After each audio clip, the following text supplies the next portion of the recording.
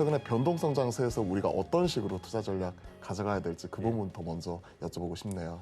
일단 뭐 어려운 것도 어려운 거지만 시장 자체가 침체기에 있으니까 네, 다들 이제 맞아요. 힘들어하는 그런 상황이 좀 있는 것이고요.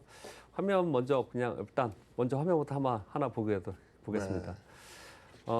나스닥이 3% 이상 급락한 날 그걸 보고서 시작한 우리 시장이 최근에 어떻게 움직였나 보시면요, 좀 어마어마한 변동성을 주고 있습니다. 최근 한 달 동안 나스닥이 4% 정도 가까이 하락한 날이 지금 6차례나 있습니다. 4월 26일 날서부터 이제 제가 이렇게 한 달만 가져왔는데요. 이 화면 보시면요. 4월 26일 날 3.95% 하락했거든요. 그 다음 날 우리 시장은 1.1% 하락이었고요. 4월 29일 날 4.17% 하락을 했고 주말이 쉬었고요. 그래서 월요일 날 0.28% 하락으로 마감했습니다. 5월 5일 날 5% 가까이 하락했는데 그 다음 날 1.23% 하락. 5월 9일 날 4.29% 하락에 다음 날 0.55% 하락. 5월 11일 날 3.18% 하락하고 우리나라는 다음 날 1.63% 하락했습니다. 미국 시장이 4.73% 장중에 5% 이상 하락을 했죠. 4.73% 종가 마감했는데요. 보시면 나스닥의 변동성이 어마어마하죠. 뭐 빠지면 4%예요. 근데 우리 시장이 1% 정도 빠지면 1.5% 정도 또는 1% 이내로 마감을 하고 있습니다. 우리 시장이 상대적으로 변동성이 작죠. 그렇죠. 여기서부터 이제 풀어갈 얘기들이 굉장히 많은 것 같습니다. 우리 시장이 나스닥보다 더 변동성이 큰 게 원래 맞았거든요, 전에는. 네. 근데 최근에 그렇지 않았단 말이에요. 이렇지 않게 된 배경이 분명히 있을 것입니다. 그것이 아마 지금 시황을 얘기할 수 있는, 대변할 수 있는 것이 아닌가 그렇게 생각을 좀 하고 있고요. 가장 결정적인 요인은 뭐라고 생각을 하세요? 일단 팔 만큼 판 것 같습니다. 시장이 수급적인 침체라고 지금 얘기를 하고 좀 뭐 우울하지 않습니까? 전체적으로 좋지 않은 상황은 분명히 맞는데 네. 그럴 때 외국인들의 우리나라의 시가총액의 비중이 팬데믹 이전에 39% 정도 됐는데 요즘에 한 30% 깨고 내려갔다고 하죠. 원래 한 30% 정도 있었는데요. 외국인들 보유 종목들이 가격이 하락하면서 더 내려간 거예요. 한 네. 28% 이렇게 얘기를 좀 하고 있습니다. 근데 외국인들이 전반적으로 그들의 전체 그 글로벌리 그 포트폴리오에서 우리나라 비중을 그동안에 상당히 줄였었던 거죠. 그러니까 줄였던 상황 속에서 이제 여기서 더 줄일 수 있느냐, 좀 목에 차지 않았나. 그래서 이제 매도가 그렇게 강하지 않습니다. 미국 시장이 나스닥이 급락하고 그래도 우리 시장에서 강력하게 매도하고 있는 부분은 아니고요. 그러면 외국인들이 지금 매도하는 건 뭐냐? 그건 이제 선물과 연계된 프로그램 매도가 상당 부분이 있고요. 공매도가 많습니다. 그런 부분들의 매도가 있는 것이지 강하게 아래로 던지면서 매도하는 강한 매도가 지금 없는 부분이 좀 있고요. 국내 기관도 그렇습니다. 국내 기관도 요즘 보시면 사모펀드나 또는 연기금 보면은 하루 샀다 하루 팔고 맞아요. 뭐 이런 식으로 좀 움직이거든요. 그래서 일방향으로 사거나 파는 것이 아니라는 거죠. 그 얘기는 매도가 강하지 않다라는 거예요. 그래서 변동성이 줄어들었거든요. 그러면 이제 그게 좋게 볼 수도 있지만 또 나쁘게 반대쪽에서 바라보면은 그러면 변동성은 작아졌지만 올리지는 못하잖아요. 그렇죠. 예, 그거는 매수세도 약하다는 거거든요. 그러니까 한마디로 얘기하면 시장이 지금 눈치 보기를 하면서 침체 분위기에 있다. 그렇게 지금 보고 있습니다. 정리해서 지금 말을 생각을 해보자면 지금은 파는 이런 수급 주체 자체도 상당히 좀 제한적이고 네네. 살 수 있는 수급 주체도 상당히 제한적인 가운데서 이제 네네. 팔 만큼 팔았다. 그렇기 때문에 어느 정도 이제 우리가 반격의 타이밍 이런 부분을 좀 모색 이런 부분도 노려볼 수가 있을 것 같은데 그렇습니다. 사실 시장 상황 자체가 녹록지가 않아요. 예, 예. 외인들 같은 경우에도 지금 현 시점에서 보게 되면 원달러 환율 같은 경우가 계속해서 지금 지난주까지만 하더라도 그렇죠. 1,300원을 가까이 두드리는 모습이 네네. 나타났었고 오늘 같은 경우에도 무려 11원 넘게 이렇게 상승하는 모습이 포착이 되면서 아직까지도 외인 수급이 들어올 수 있는 환경 자체 저점이 만들어졌다는 이런 인식 자체가 좀 부족한 것 같고요. 네네. 무엇보다도 이제 국내 증시에서 제가 외인들 같은 경우가 물론 주가도 많이 떨어졌지만 비중 자체도 많이 줄어들었지 않습니까? 네네. 그런 상황에서 이제 한미 금리차 역전 이런 부분이 연말이면 나타날 수가 있기 때문에 네네. 그에 따른 추가적인 하락 이런 요인 자체도 만만치가 않을 거라고 보는 시각이 네네. 상당하거든요. 네네. 그에 대해서는 좀 어떻게 생각하시나요? 네, 그 부분에 대해서 이제 환율 지금 우리 시장에는 환율이 제일 중요합니다. 네, 일단 달러 대비 원화가 지금 1,290원까지 갔었고요. 1,300원 간 거는 사실은 우리나라가 위기 상황, 글로벌 그렇죠. 위기 상황에만 가는 아주 독특한 현상인 거고요. 네. 이번에 이제 그런 상황까지 왔기 때문에 시장이 두려워할 수밖에 없는 거고 투자자들 두려운 상황이에요. 근데 차트 한번 보도록 하겠습니다. 제일 먼저 본 화면은 달러인덱스입니다. 달러인덱스가 지금 좀 빛이 있는데 105까지 라인까지 갔죠. 이건 네. 20년 만에 최고입니다. 그렇죠. 달러가 20년 만에 최고예요. 근데 달러인덱스가 이렇게 왜 올랐냐? 라는 것을 보면은 그 다음 화면을 여러분 보시면 그 다음은 유로화입니다. 유로화.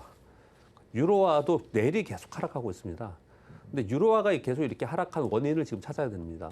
그러니까 달러인덱스가 올라간 부분, 달러인덱스가 나중에 결론적으로 말씀드리겠지만 달러인덱스가 지금 105까지 갔지 않습니까?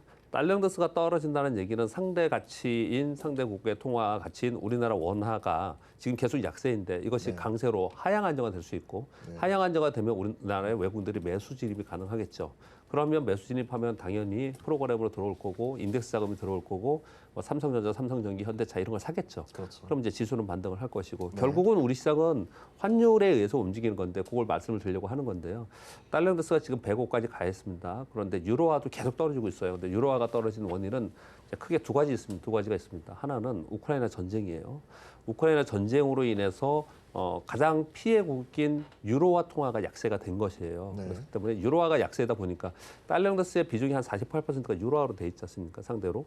그렇기 때문에 유로화가 지금 약세가 된 부분이 달러인덱스가 올라간 부분이 굉장히 중요한 역할을 하고 있는 거고 그리고 또 유로화가 약세가 된 부분은 유로존의 경기가 안 좋습니다. 기본적으로. 그렇죠. 통화 가치라는 거는 그날의 경제를 반영하는 것이기 때문에 계속 좋지 않은 그런 상황이에요. 그래서 달러인덱스가 올라간 부분이 있습니다. 두 번째는 화면을 보시면 아주 가파르게 올라가는 화면이 하나 있습니다. 이게 일봉인데요. 중국이 위안화입니다. 위안화가 4월 중순부터 어마어마하게 가파르게 올라갔습니다. 네. 이것이 굉장히 영향을 많이 주고 있습니다.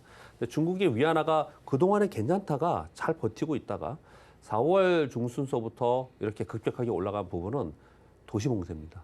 중국의 도시봉쇄. 셧다운 문제죠. 예, 그것으로 인해서 이제 중국의 경기가 안 좋아질 것이고 그리고 인플레이션 둔화를 우리가 빠른 시일에 볼 수 없을 것이고 이런 것들이 좀 반영되면서 올라간 것이거든요. 중국 위안화가 계속 올라가고 있는 상황이에요. 당연히 이러다 보니까 그 다음 화면은 우리나라 원화입니다. 원화가 추세적으로 계속 올라간 부분이에요. 이게 반대로 가야 되거든요. 그렇죠. 그럼 거꾸로 이것이 반대로 우리 원화가 다시 하향 안정화된, 즉 강세로 전환될 수 있는 포인트는 뭐냐? 이걸 좀 짚고 넘어갈 필요가 있겠죠. 그럼 네. 다시 한번 또 화면을 보면서 첫 번째 유로화를 말씀드렸어요. 유로화가 약세거든요. 그럼 유로화가 강세가 될 부분이 뭐냐? 그럼 좀 전에 말씀드렸듯이 전쟁 문제. 우크라이나 전쟁. 네. 근데 전쟁이 종료되는 거나 휴전하거나 그러면 이거 유로화는 바짝 올라갈 가능성이 있거든요. 그러면 네. 달러인데서 떨어질 거고 이게 그렇죠. 첫 번째 요인입니다. 두 번째는 달러인데스가 지금 105까지 올라간 부분에 대해서 예전에 이거 옐런 장관이 한번 그렇게 얘기를 한 적이 있었어요. 지금 물가가 가장 중요하지 않습니까? 전 세계 지금 CPI 지표가 가장 중요한 거거든요. 그런데 인플레이션에서 걱정을 하고 있는 부분이 있는데 지금 8.3%잖아요. 그렇죠. 8%가 넘어가고 예, 있죠. 8.3%예요. 네. 그런데 여기서 만약에 달러까지 약세로 가면은 아마 10% 훌쩍 넘을 가능성이 높아요. 네. 수입 물가 엄청나게 높아지니까. 그렇죠. 네, 그러다 보니까 요즘에 수입 물가 때문에 중국의 대중 관세 이제 다시 원상세로 네, 고관세 복귀하겠다. 이제 하겠다 네. 이런 얘기까지 나오고 있는 거거든요. 즉 달러 인덱스가 올라가는 부분, 달러 강세 부분을 지금 물가 때문에 싫어도 용인했을 가능성이 굉장히 높아요. 네. 그렇기 때문에 두 번째 요인은 CPI가 둔화가 되면 달러 인덱스는 떨어질 가능성이 굉장히 높아요. 그 부분이 있고요. 세 번째는 그다음에 이제 중국의 위안화 말씀드렸잖아요. 위안화가 4월 중순부터 이렇게 가파르게 올라간, 즉 위안화가 약세가 된 부분은 도시봉쇄란 말이에요. 네. 그럼 중국의 도시봉쇄가 해제되는, 완화되는 상황이 좀 돼야 되지 않습니까? 네. 근데 요거는 지금 가능성이 좀 있지 않습니까? 사실 질병이라는 것이 인간이 어떻게 통제할 수 있는 부분이 좀 아니긴 하지만은 지금 강력하게 제로 코로나 정책을 하면서 봉쇄 정책을 했는데 6월에 전인대회가 있거든요. 네. 그 정치적 부담이 상당히 많아요. 지금 리커차 총리가 시진핑 정책에 대해서 대놓고 지금 뭐 반론도 얘기하고 막 그러지 않습니까? 네. 그러니까 이러다 보니 정책 부담도 있고 그리고 봉쇄된 도시의 지역 인민들이 굉장히 지금 원성이 깊다고 합니다. 그리고 저도 이제 지난주에 중국에 계신 분이 주재원으로 계셨던 분이 이제 제 고객분이 있었고 오셔서 잠깐 말씀을 나눴는데 한 명이라도 걸리면 그냥 통통 그냥 봉쇄해 버린대요. 그렇죠. 아파트 자체도 아예 예. 걸어 잠가 버리고. 그러니까 얼마나 원성이 크겠어요. 지금 네. 다 타국 국가하고 비교했을 때 너무 강력하지 않습니까? 네. 근데 그거는 의료 시스템 때문에 우리하고 똑같이 비교할 수는 없는 부분이고요. 여하튼 간에 그래서 지금 솔솔 나오는 얘기가 6월 1일부터 도시 봉쇄 완화할 가능성이 있다 이런 뉴스들이 지금 나오고 있는 거지 않습니까?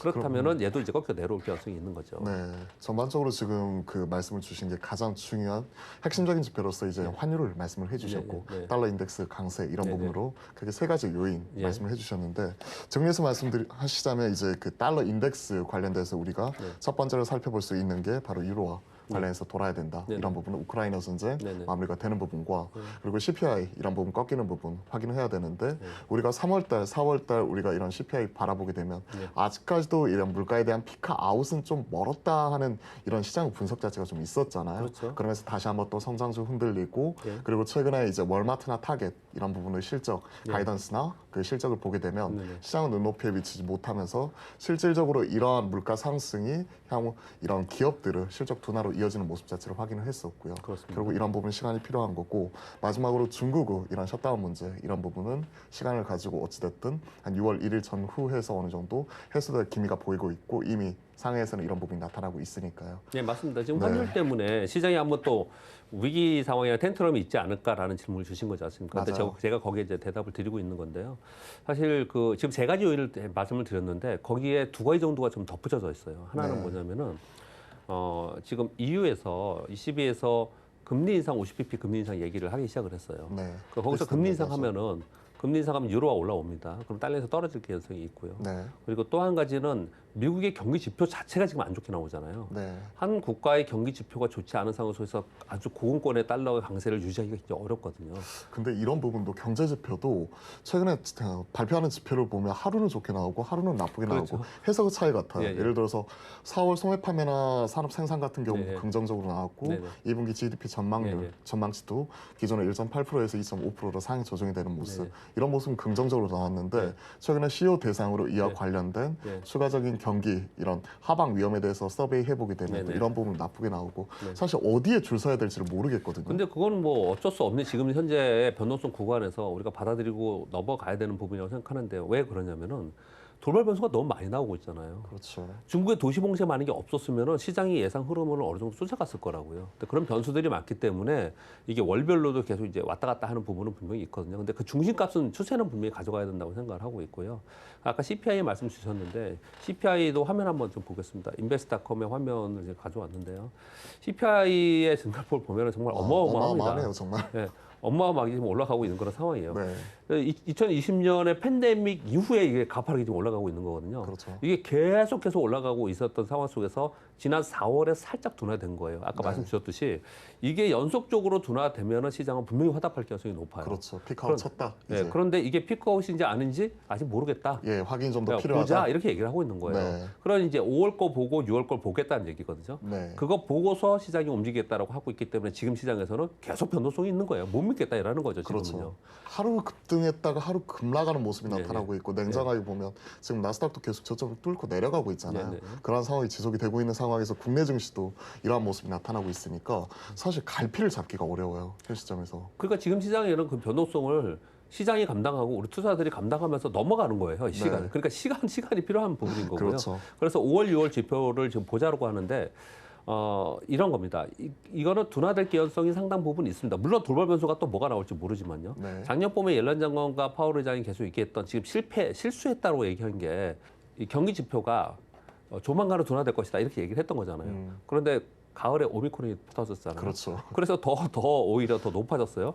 그러다가 이제 내년도에 봄이면 괜찮겠다라고 했는데 우크라이나 전쟁이 전쟁 터져버렸습니다. 터져버렸고. 그래서 이제 네. 이런 뭐라 그러냐면은 생각보다 길을 수 있겠다. 많이 후퇴했어요 지금은. 예상치 못하게 또 중국 셧다운 자체도 그 다음에 나타나서 이제 얘기를 말씀드렸는데 그렇죠. 그 다음에 중국이 셧다운이 생겨버린 거예요. 네.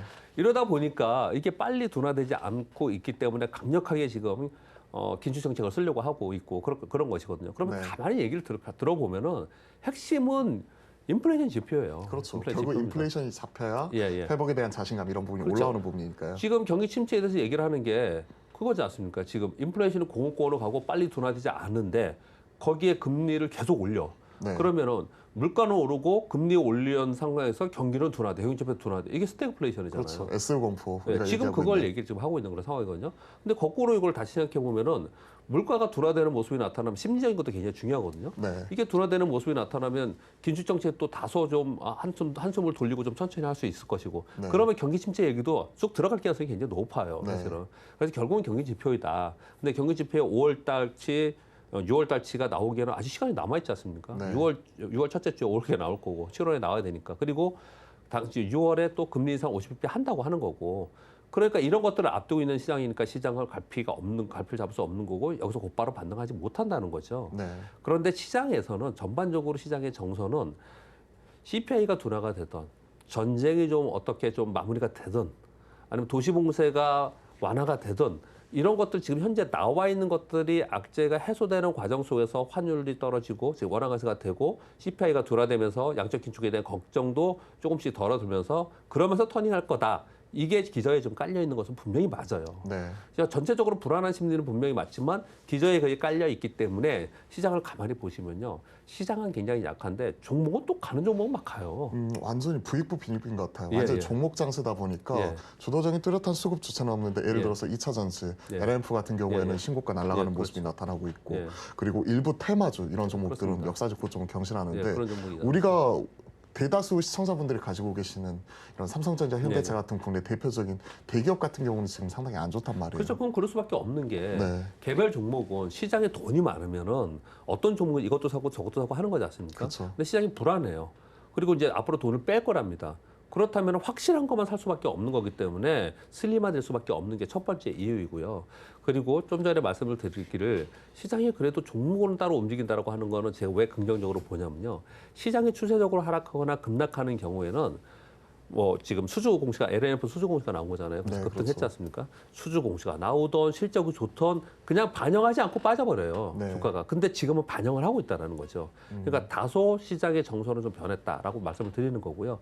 상대적으로 여러분들이 많이 가지고 계시는 대형주가 약한 이유는 전체적으로 시장이 약한 속에서 프로그램 매도가 계속 나오고 있는 거거든요. 네. 프로그램 매도, 인덱스 매도는 다 대형주 위주로 나오잖아요. 그러니까 수급상으로는 그쪽은 두들겨 맞으니까 상대적으로 약할 수밖에 없는 거고 프로그램 매도에서 외국인들의 프로그램 매도에서 다소 벗어나 있는 쪽은 자기들끼리 리그가 가능하기 때문에 그쪽은 또 올라갈 종목은 올라가는 이런 현상이 벌어지고 있다는 거죠. 한정된 수급이 쏠리는 쪽으로 올라가는 부분이 나타나고 네, 있고 네. 전반적인 수급이 빠지는 모습이 대형주에서 같이 나타나고 예, 있네요. 그렇죠.